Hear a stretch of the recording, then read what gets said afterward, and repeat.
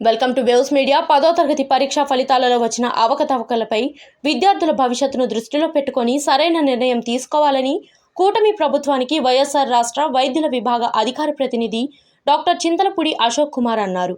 రాష్ట్రంలో రీవెరిఫికేషన్ కోసం 64,000 మందికి పైగా దరఖాస్తు చేసుకున్నారంటే 10వ తరగతి పరీక్షలలో ఎలాంటి తప్పులు జరిగాయో గుర్తించాలన్నారు.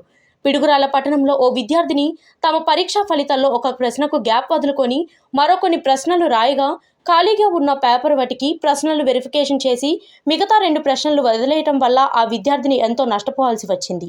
ఇలా జరిగిన 10వ తరగతి పరీక్షా ఫలితాలపై వెంటనే కూటమి ప్రభుత్వం స్పందించి విద్యార్థుల భవిష్యత్తుపై మంచి ఆలోచనలు చేయాలని ఆయన సూచించారు. నమస్కారం, నేను మీ డాక్టర్ అశోక్ కుమార్ చింతలపూడి. ఇటీవల 10th క్లాస్ పరీక్షల్లో జరిగినటువంటి అవకతవకల గురించి మాట్లాడటానికి మీ ముందుకు వచ్చాను.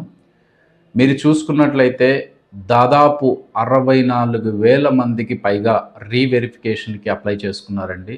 దానిలో అధికారిక లెక్కల ప్రకారమే దాదాపు 11,000 మందికి పైగా మార్కుల్లో తేడా వచ్చింది.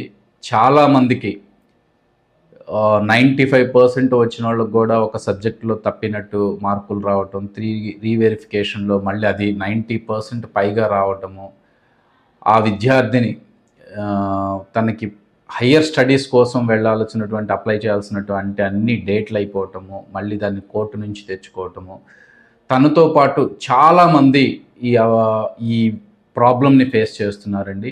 మీరు చూసుకున్నట్లయితే గురజాల నియోజకవర్గంలో పిడుగురాళ్ల పట్టణంలో ఒక స్టూడెంట్ కూడా రీవెరిఫికేషన్ కోసం అప్లై చేశారనమాట. అప్లై చేస్తే వాళ్ళకు వచ్చినటువంటి మెసేజ్ ఇది. ఆ రీవెరిఫికేషన్ తర్వాత ఒక మెసేజ్ వచ్చింది, verified the answers which are not awarded the marks అని. అంటే ఏంటంటే ఎవరైతే కరెక్ట్ చేయకుండా వదిలివేశారో వాటికి వెరిఫికేషన్ చేస్తాము అని చేశారు.